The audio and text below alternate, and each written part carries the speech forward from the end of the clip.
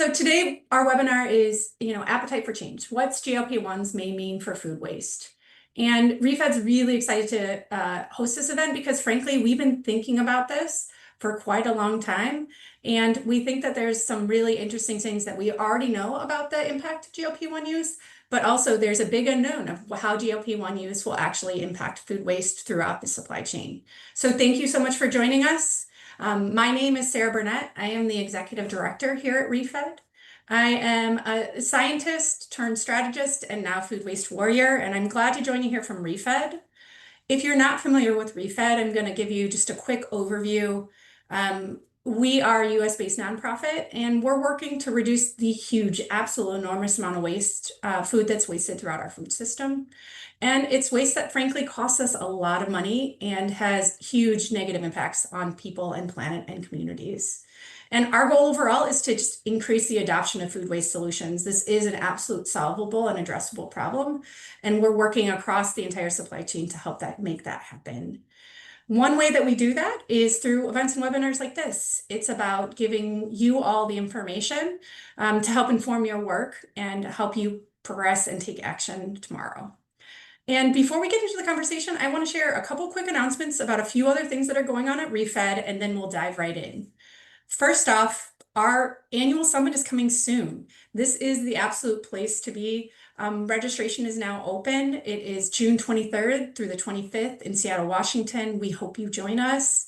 There's new speakers being announced all the time. There's amazing field trips to different locations out in the Seattle community.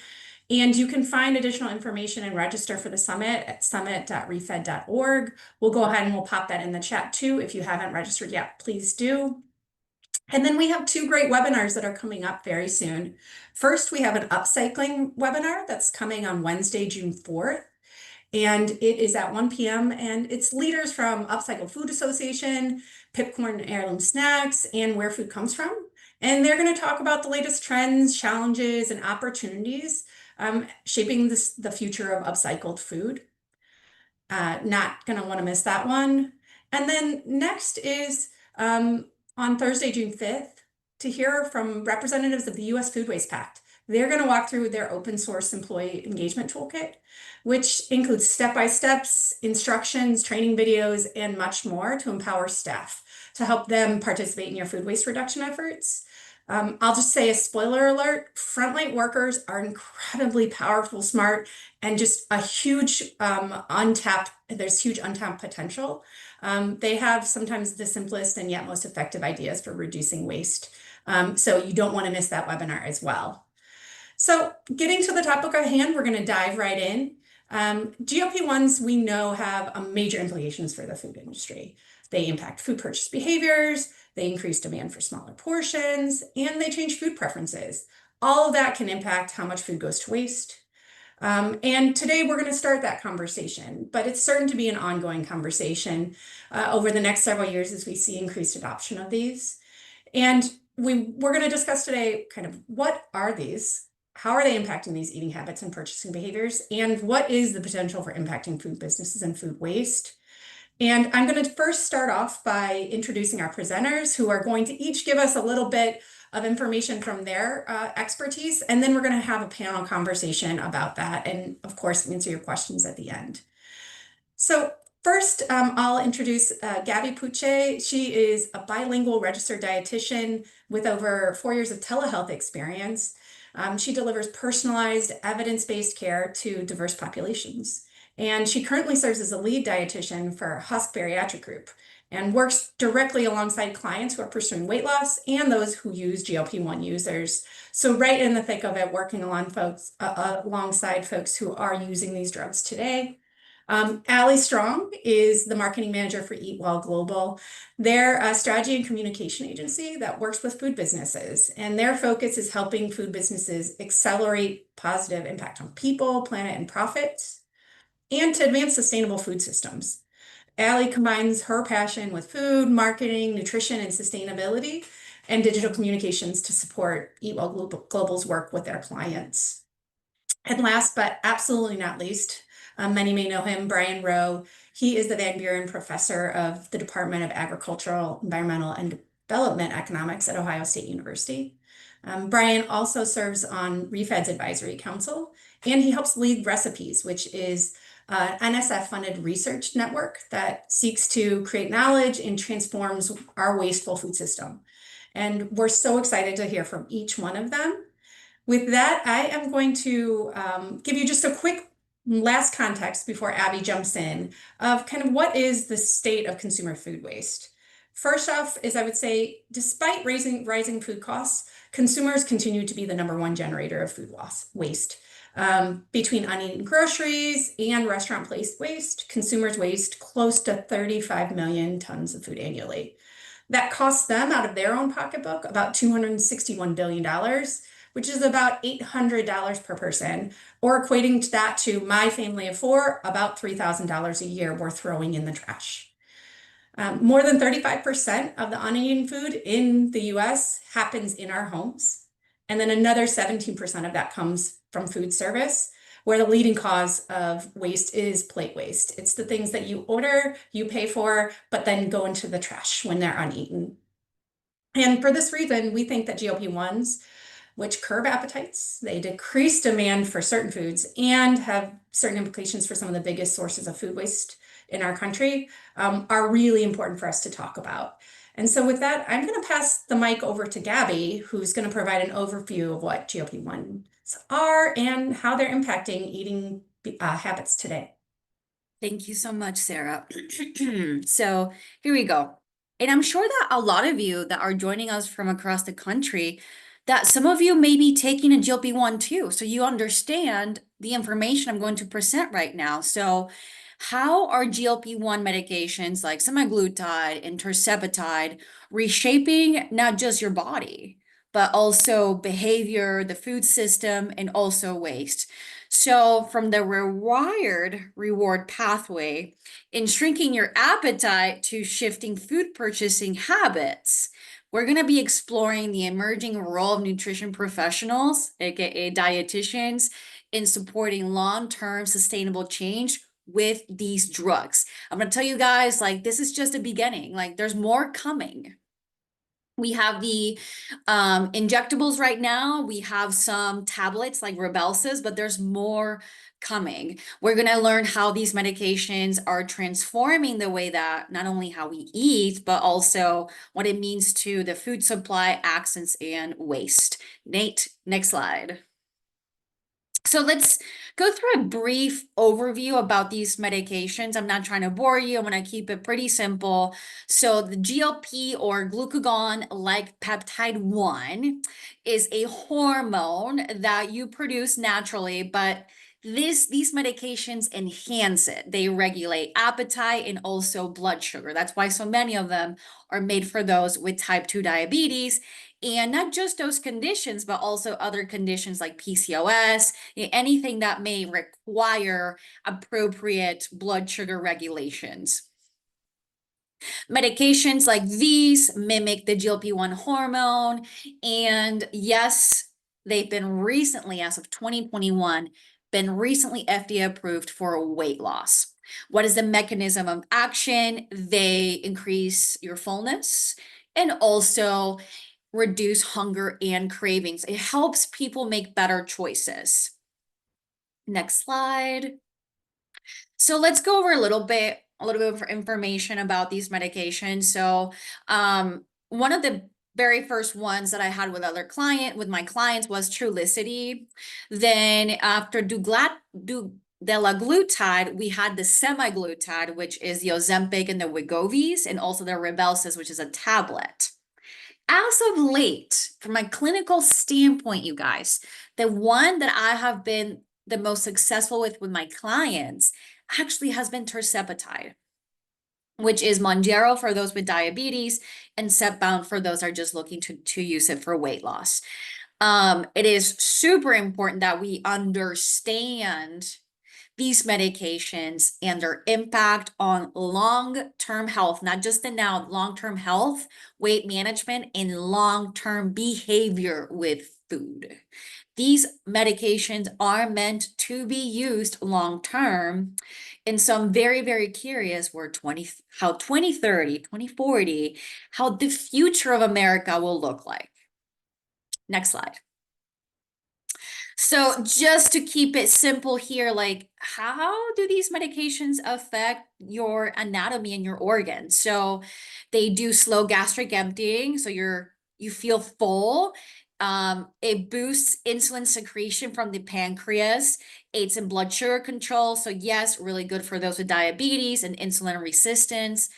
I also find for those just seeking weight loss, this specific effect can affect their mood. Like they feel happier, they feel like they have less inflammation, they feel more motivated.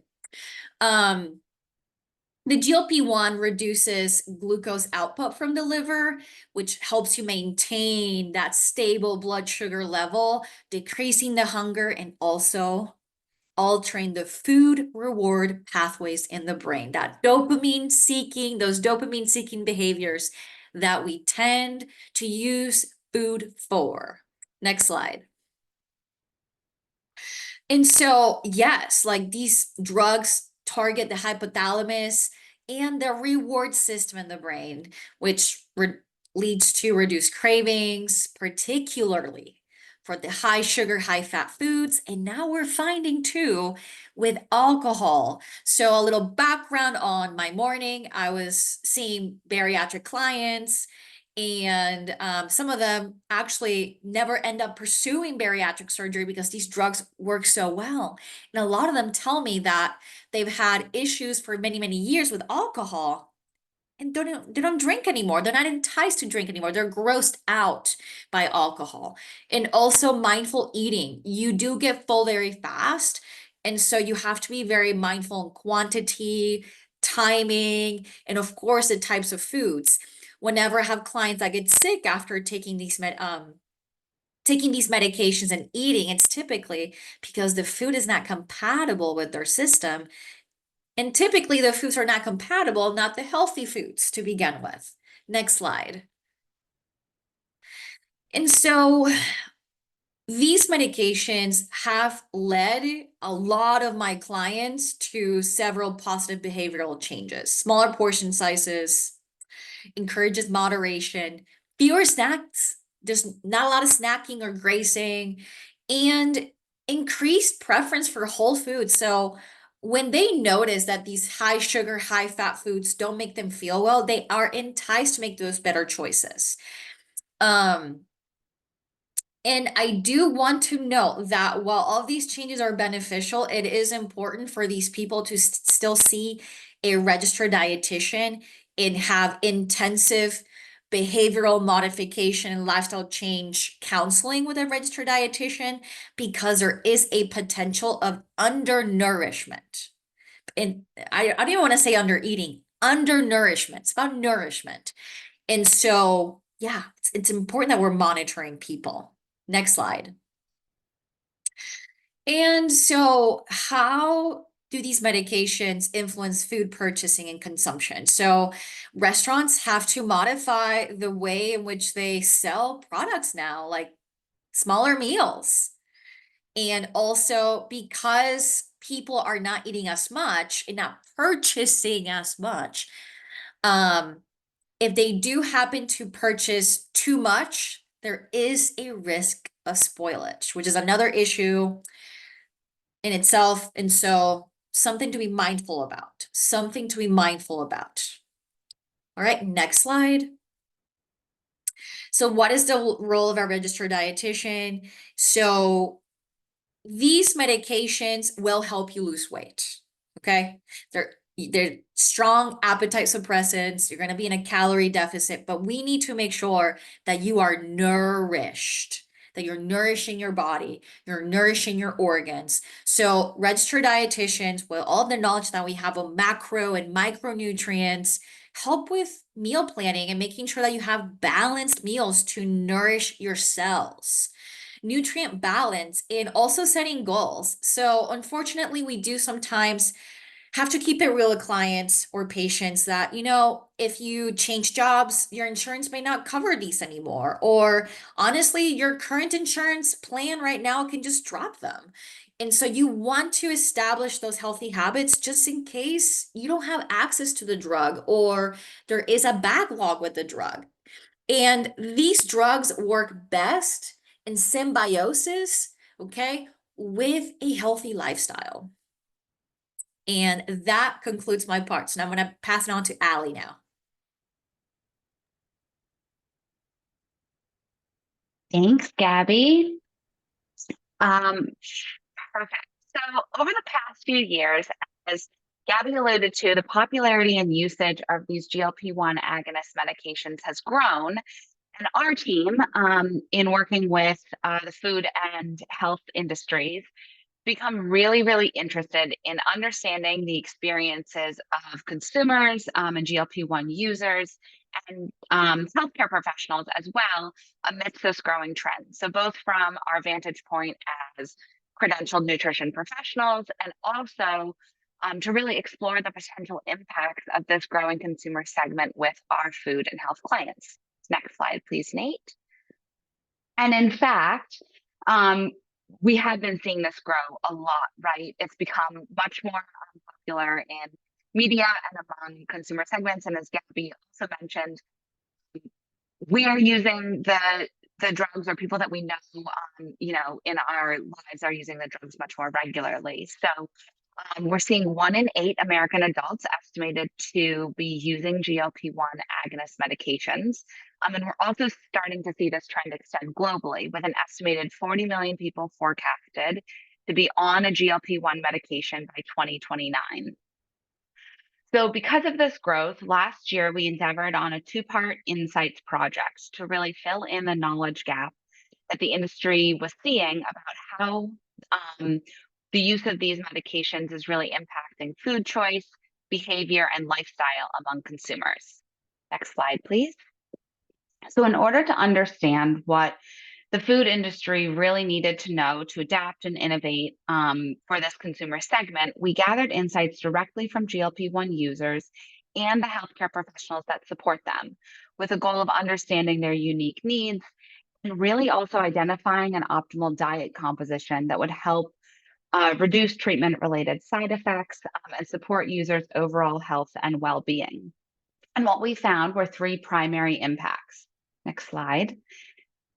So first is about the impact on users. 75% of GLP-1 users are satisfied with the impact of the medication on their weight loss goals and their overall health and well-being, despite the majority of users also experiencing some GI-related side effects, like Gabby had mentioned earlier.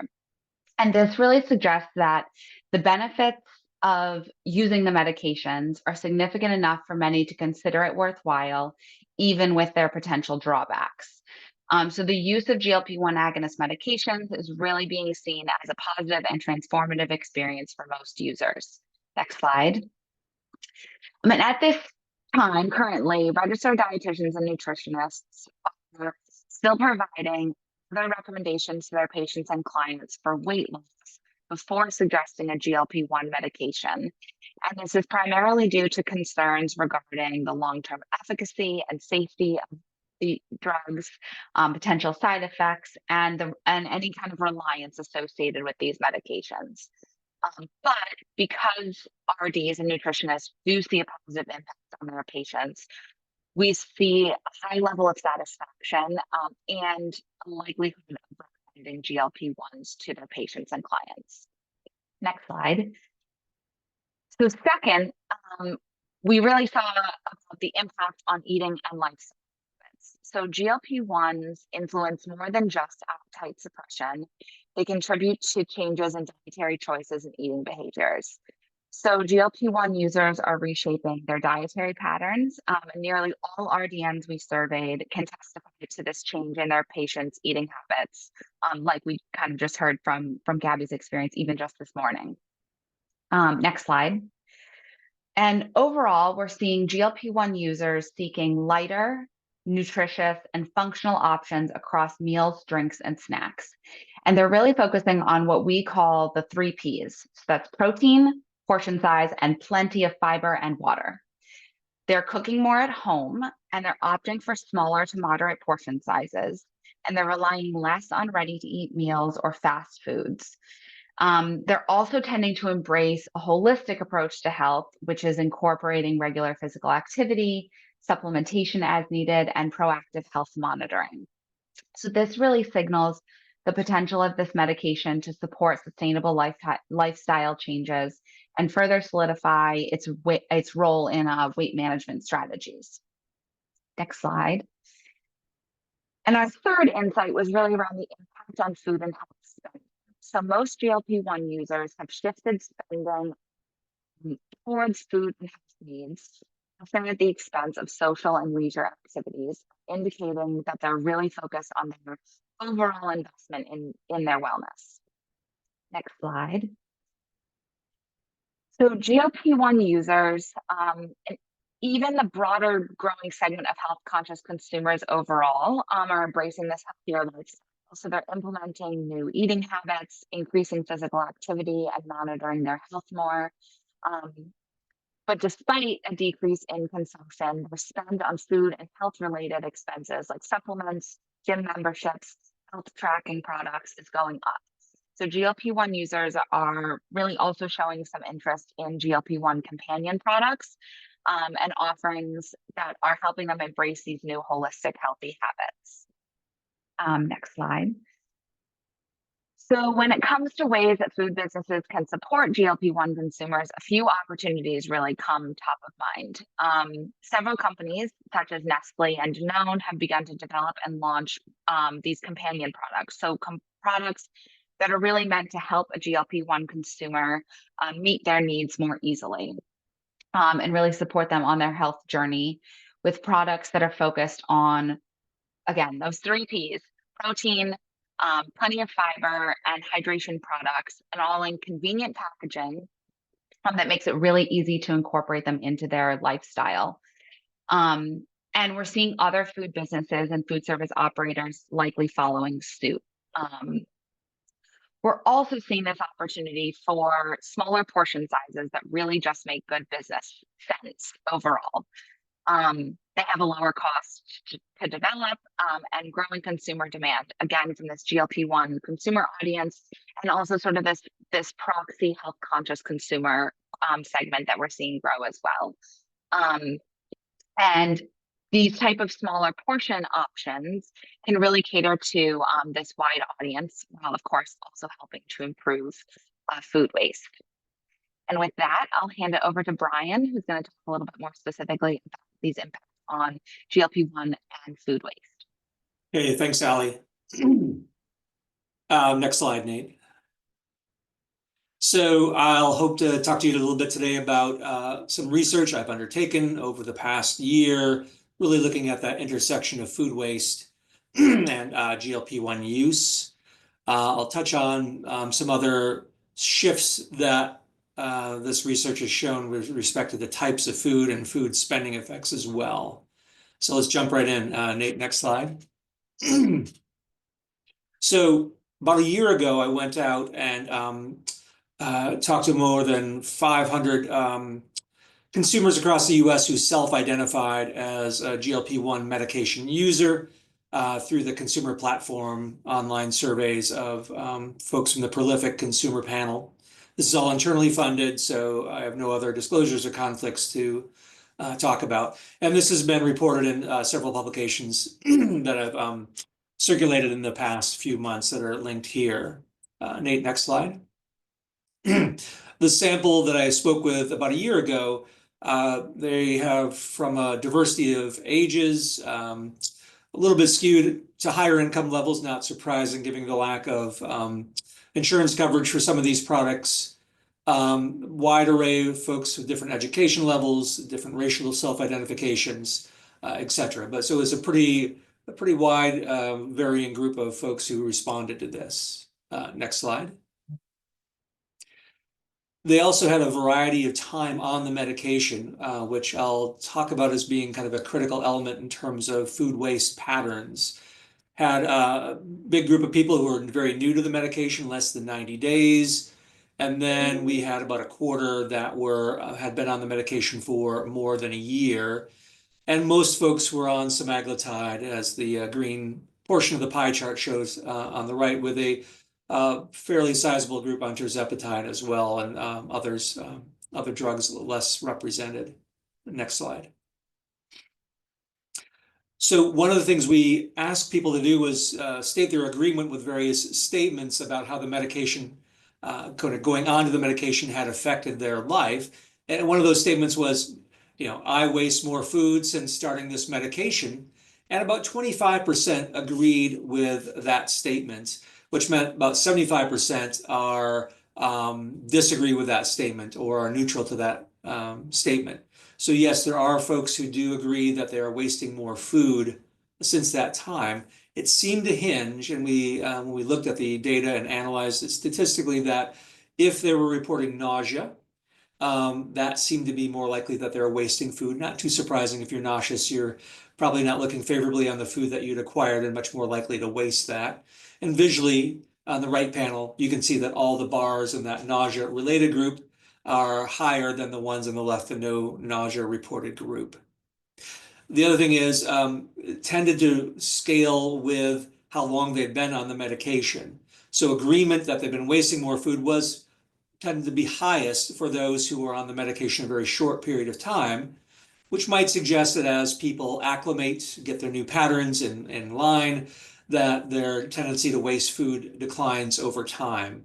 As we see with those who've been on it for more than, say, a half a year, those bars tend to be shorter for both the nausea and the no nausea group than for those who have been on the medication less amount of time. Also, those who had mentioned that they had increased their vegetable consumption in particular showed a lot less agreement with this statement, suggesting that they were wasting less. So one might imagine that we know that fruits and vegetables are the most wasted category of foods that we purchase, and so perhaps people, as they went on the medication, weren't buying any more vegetables, but just were consuming those that they regularly bought, maybe pushing down that vegetable waste to some extent. So that's a conjecture, but it would seem to line up with this pattern in the data that we saw. Next slide, please.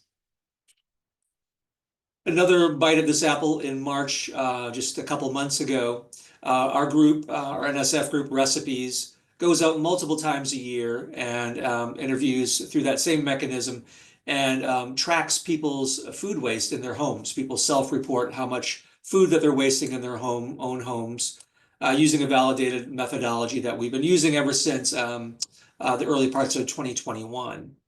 And this wave decided to identify if people would self-identify that they were GLP-1 users or anti-obesity medication users.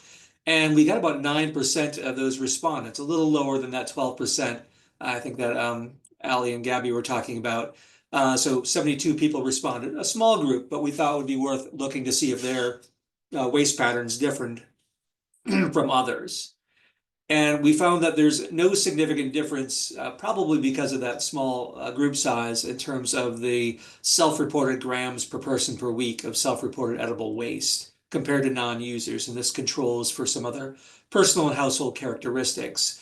Though there is a trend, though not statistically significant, that again, that those who are in the early stages of medication use tend to report more waste than others. Again, small groups, so the statistical significance, we can't totally rule out that this is just a fluke of the data, spurious, but with larger samples, and we intend to keep asking this question over our future waves of this questionnaire, we might find that, again, we have this pattern replicate with those who are on the medication less time, tend to be wasting more. Next slide. And we also did this with respect to the fraction of food expenditures that they're wasting. We had a value measure in this last wave as well, and a kind of a similar pattern here. No statistical significance, a little bit more among, again, those brand new users. Next slide. The other thing we want to think about, though, as others have talked about, there's just less food coming into the home, or at least through the gut of these individuals. And this is a non-trivial amount. When we talked to our folks from the April 2024 study, they were reporting this pretty big reduction. Those who were overweight and obese were reporting anywhere from a 15 to up to a 30% reduction in caloric intake on a regular day. That's 600 to 800 calories. And this is what some would call metabolic food waste. That is the purchase and consumption of food above and beyond what would be required for somebody in more of a normal weight category. That term goes back to a study from believe it's 2018 out of Italy. Next slide. And these changes are not neutral with respect to the types of foods being purchased. Here, was it Ali or Gabby talking about lack of alcohol consumption? Yeah, the red portion of these are how people were reporting their changes in food intake, and alcohol consumption. Over 65% reported consuming less alcohol since beginning the medication. Carbs also getting hit hard, over 55, about 55% reporting less carb consumption. And protein is pretty neutral, with individuals, a fair number reporting more, and a large portion reporting a similar amount. Next slide. And going down even a layer deeper, we're seeing that the most reduced foods being self-reported by this group were fried foods, sweets, pasta, dairy, savory foods.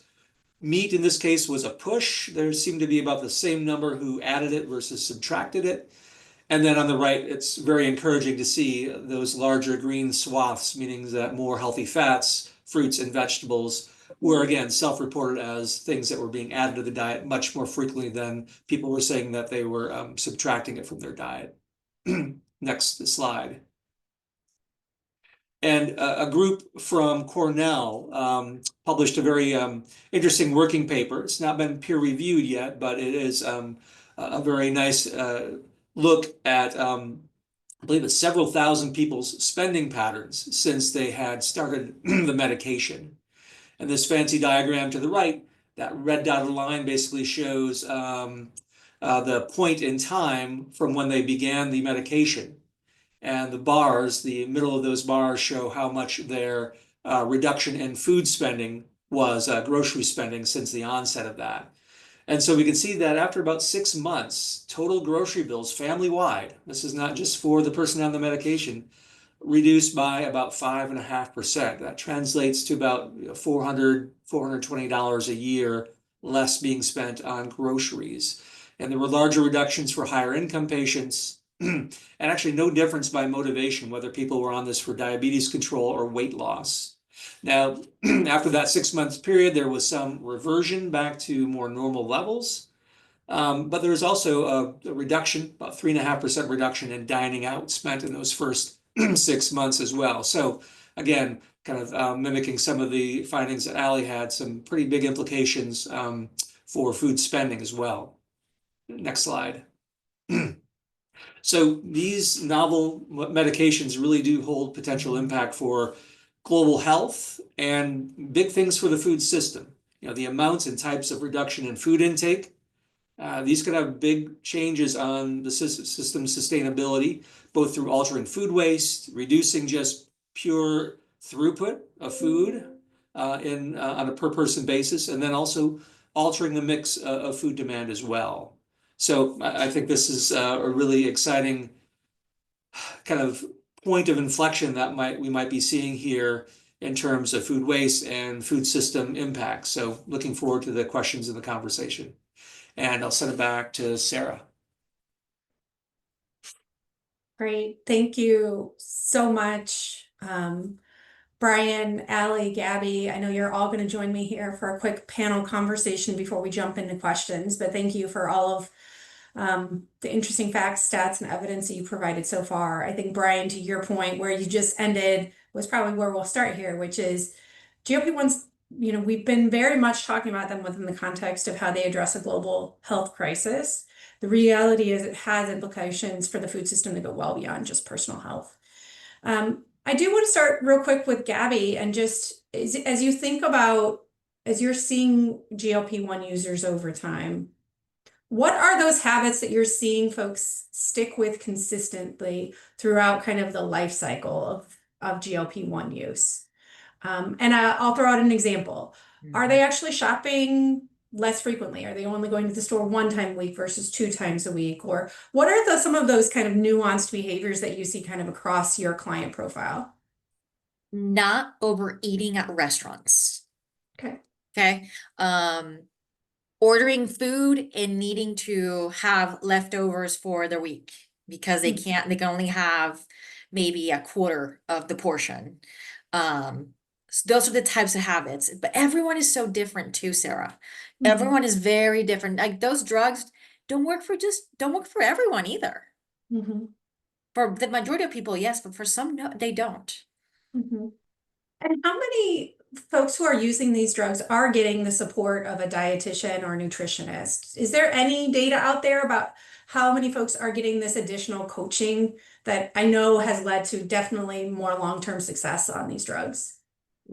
So I am involved in that with the Academy of Nutrition Dietetics, and unfortunately, no, not a lot of them are receiving coaching with a registered dietitian. Like they might go and seek a coach or a nutritionist, but not a registered dietitian.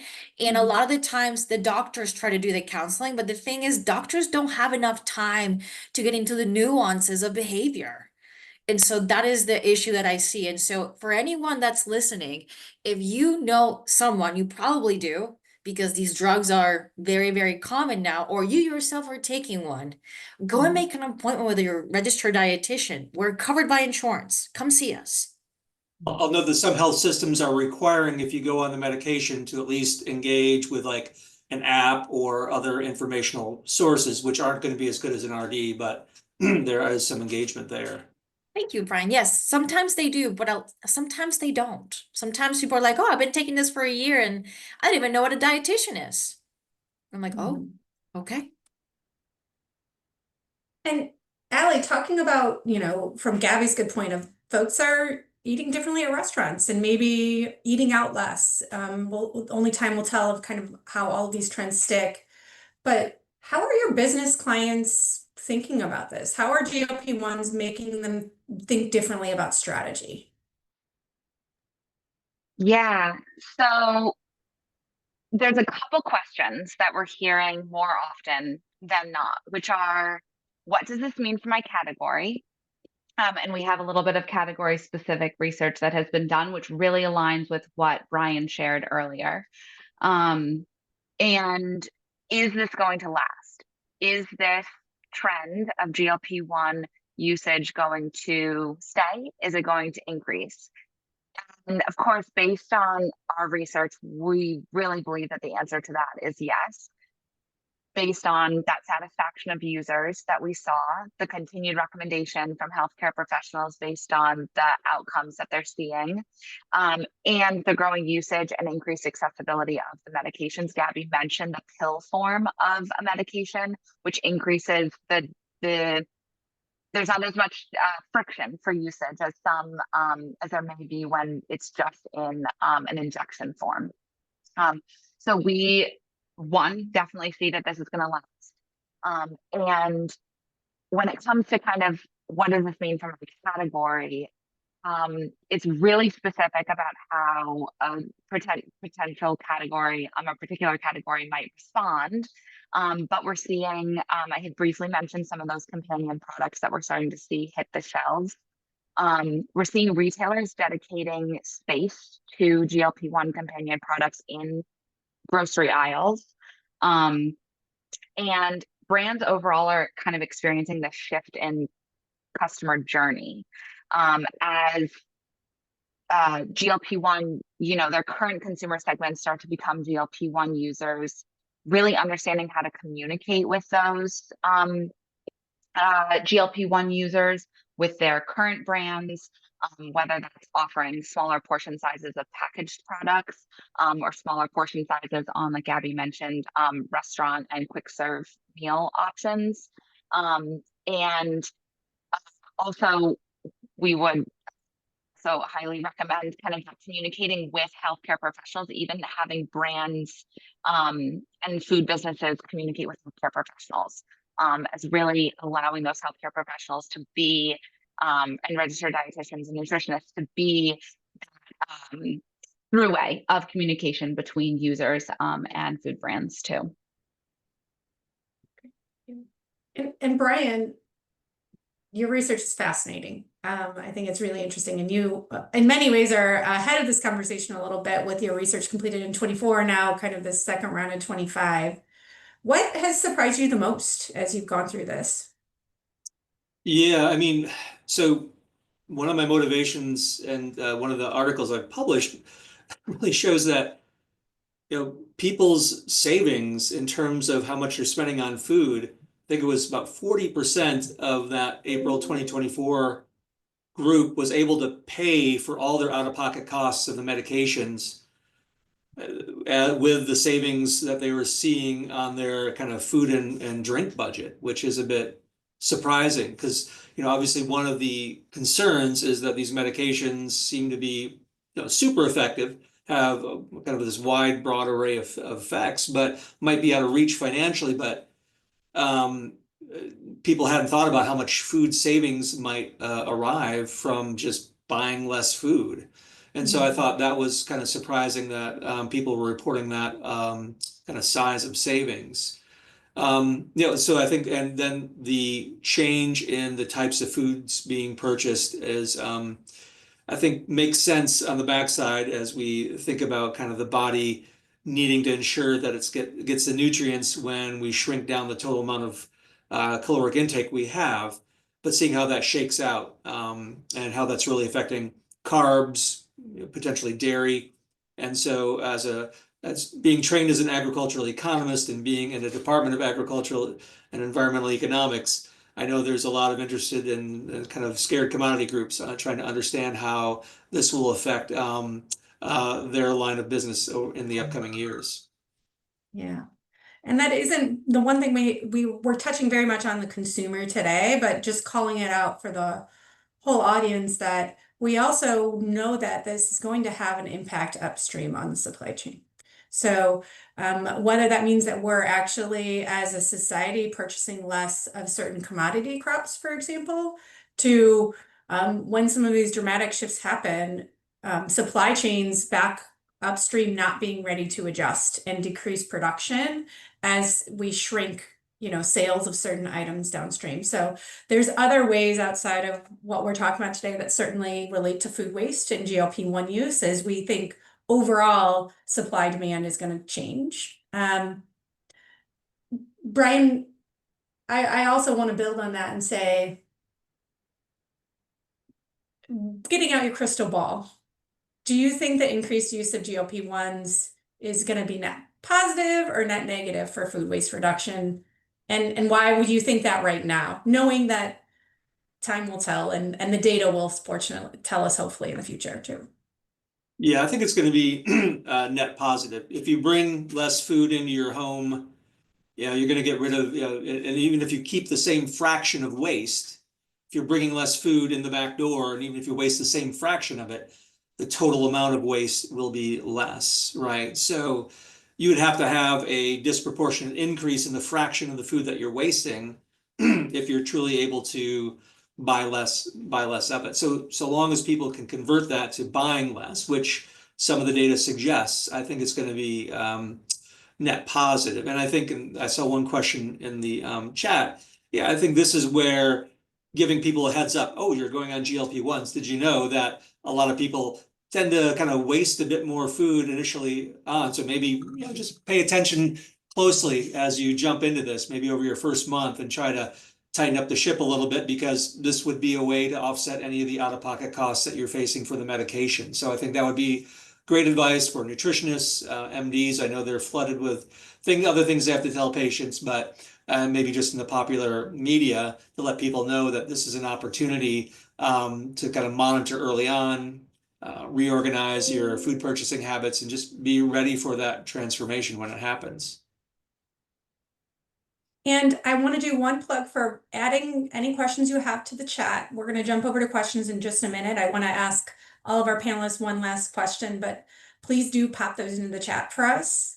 So I would ask each one of you for your perspective on GLP-1s overall and say, how do you think that use of GLP-1s is going to change over the next 5-10 years? And if you were talking directly to a food business today, what would you say the call to action for them is? Like, what should they be doing today to be prepared for the next 5 to 10 years? Who wants to go first? Brian. I'll jump on. Yeah. No, and I've been in conversation with the Ohio Restaurant Association, and we'll be reaching out to their members and to consumers to understand how to how that interaction is going to occur. But this is going to have some wide-ranging implications. If we have, we've got, I think, 18 different formulations by 9 different major pharmaceuticals are currently in the FDA pipeline. I mean, these things are coming. A lot of this is going to be about how to off-ramp, how to maintain once that dramatic weight loss occurs. So I think a lot of the next decade is probably going to be about figuring out that proper titration, figuring out how to, is this a once a month injection rather than a once a week to maintain at a low level? Are there different formulations? So I think on the medical side, there's going to be a lot of pharmaceutical side, there's going to be a ton of competition since these are all, everybody wants to be on this bandwagon. So they're going to really innovate on maintenance. And then, on the food side, we've got people who are, going to be living longer, right? We've got an 18% reduction in the all-cause death rate for those people who are randomly assigned to GLP-1s rather than other medications. That's a huge change. There's going to, so we're going to have a longer lifespan, people living longer, eating less. These are all very complex changes. Many fewer people on kind of having to have diabetic-friendly diets because it will naturally kind of move towards a healthier diet with these medications.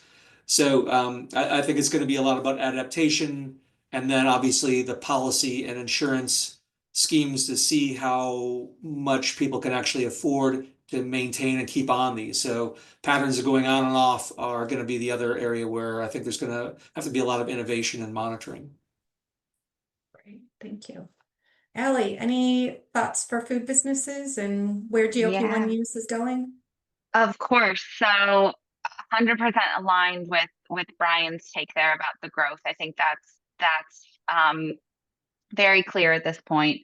But I think that this is really an opportunity for, and Brian's point about the life cycle of these products is really important here too. So as food businesses are really thinking about how to address today's GLP-1 consumer, it's also going to be really important to think about tomorrow and 10 years down the line when maybe they're not a current GLP-1 user, or the rate of injection is significantly lower because it's really just about maintenance at this point. The product offerings may end up looking fairly similar. So I talked about the 3 Ps, which are protein, portion size, and plenty of fiber and water. Those are also nutritional and dietary pattern choices that will extend beyond the use of GLP-1, right? So a brand or a food business that invests now in figuring out how to offer portion size in variety, whether that's overall shrinking the portion size of packaging or plates in general, or just offering options to users and figuring out how to extend that across an entire business or across SKUs, across all quick serve locations, et cetera. There's longevity to that from a strategy perspective. So not just worrying about today's GLP-1 consumer, but really thinking about how to communicate with that kind of future GLP-1 past consumer who may be looking for something similar. And we're seeing that as we think about serving the GLP-1 user audience from a product and packaging perspective, it's also really a proxy for this overall health conscious consumer segment who is it's really a growing consumer segment, especially in the US. We're starting to see signs that interest in health, skepticism in general about what they're seeing is really starting to kind of bubble to the surface. So thinking about this kind of from that long-term perspective as well is going to be really important, and doing that kind of trial and error now on communicating about these offerings with this audience. Mm-hmm. And I will say that, as you said that too, it's interesting to see GLP-1 use and this demand for portion options coming right off the back of kind of the longer term snacking trend that we've seen culturally for the past few years, and consumers shift to more snacking meals and snacking occasions compared to full meals. And so interesting to see strategically it's kind of carrying on from what we've seen. Gabby, any last thoughts about how you would advise food businesses today? And then we'll jump into a few questions from the audience. So many questions from the audience, and I'm like, all right, taking my time to type in. So, I'm gonna make, I hope that you guys find this funny, but less happy hours. Yeah. Less happy hours, just because I've seen it a lot with especially with bariatric clients, that they're just like, oh, like I used to need a beer every night, not anymore. Like now it grosses me out just the thought of it. Mhm.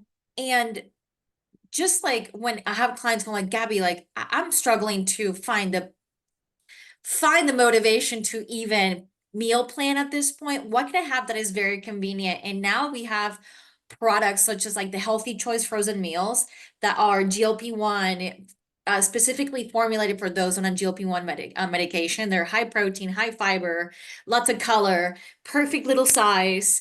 I would say restaurants and manufacturers need to model that.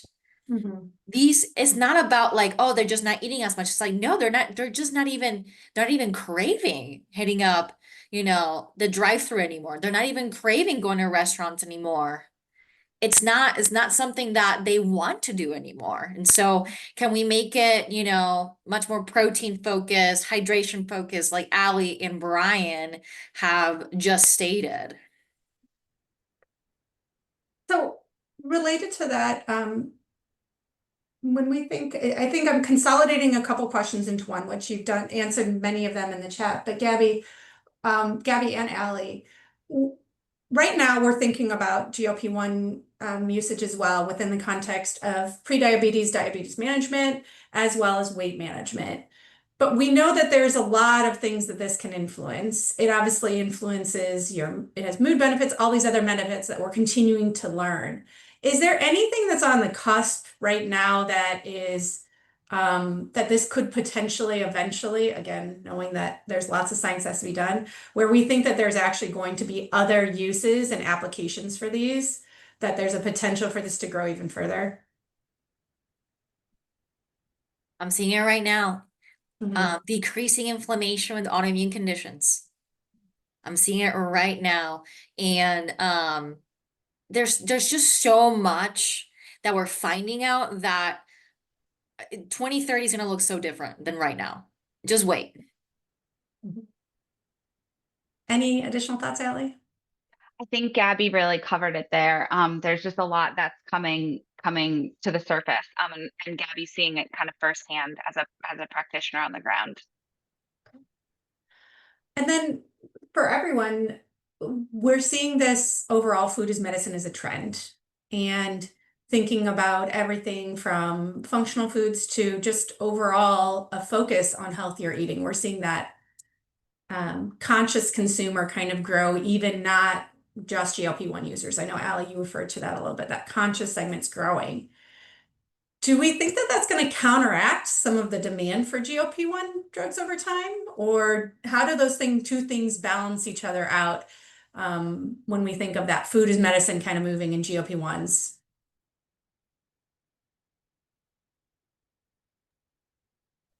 Such an interesting question. I think that they really are going to work in tandem. I think when we first set out on this research, we saw the potential of the GLP-1 usage to help move the food industry in a direction that they already needed, in our opinion, already needed to move from a health and nutrition perspective. And so by addressing the needs of a consumer who's less interested in volume eating, less interested in those baked goods and alcohol, and significant snacking, that we were kind of hopeful of seeing this as a bellwether for the industry to kind of move in a direction of providing um, automatic food choice that is healthy and nutritious from the start, rather than adding in those nutrients on top of or outside of kind of the filler foods, kind of those sort of with snacking foods that have less nutrients in them. So I think that the two things are really going to work in tandem. And by kind of addressing this immediate growing population, that the overall, the hope is that the overall food system kind of catches up as well and gets us to a more nutrient dense food system overall. And then for all of you, when you think about a lot of the examples that have been shared have been around CPG or retail products, like prepackaged foods. We're seeing some shrinking over time and some unique companion products. Are you starting to see any movement in the restaurant space? Folks who are offering different portion options specific to this and or just in general, are you seeing any of those trends? I think there's a little bit happening. I think there's some kind of customization of portion size. I think there's a little more flexibility on that front. Again, we're hoping to reach out and talk to restaurateurs and understand what accommodations they might be thinking about. But from talking to contacts in the Ohio Restaurant Association, I think there's some increasing cognizance of that, and people are becoming a bit more flexible in terms of trying to offer smaller portions or much easier boxing up so that people still feel comfortable coming out and getting their values worth out of a meal they might getting at a restaurant or food service provider. And I would just say one note about some work that ReFed is doing in partnership with Georgetown and the Menus of Change University Research Collaborative out of the Culinary Institute. We are doing some work right now understanding portion sizes at restaurants, because portion options is a great intervention for food waste reduction. And so that someone who might be eating a smaller, have a dietary need, regardless of the driver for that, of a smaller portion, if there's that option available as an intervention to reduce plate waste over time. So we'll have more information on that coming out hopefully later this year. And then I'm gonna just one last question here as we wrap up is, I think the big question, and maybe this is to you, Allie, is how do restaurants and retailers adapt to meet this new demand and this kind of shift in consumer behavior, but they also stay profitable? Is there a magic trick there? We think it might be a bit of a magic trick, but one that makes a lot of sense. If we think about a solution of portion size, pure and simple, by decreasing your portion size, you're decreasing cost up front, and you're making your end consumer happy with a product that's really convenient to them and isn't kind of adding to that emotional, psychological toll of food waste and seeing that money go down the drain. So you're making a happy customer, which is the customer that comes back. So we think it's a bit of an economic magic trick there that we really see being a potential for food business. Great. Well, I wish I could keep on going because we have a lot of really great questions. But I want to thank all my panelists. Thank you so much for joining us. For everyone who's joined us, thank you. And we will be sending out a recording of the webinar as well as some links to the resources. I would also give a plug that we'll be doing more conversations about this at our upcoming summit in June in Seattle. So if you haven't signed up already, please join us. And thank you all so much.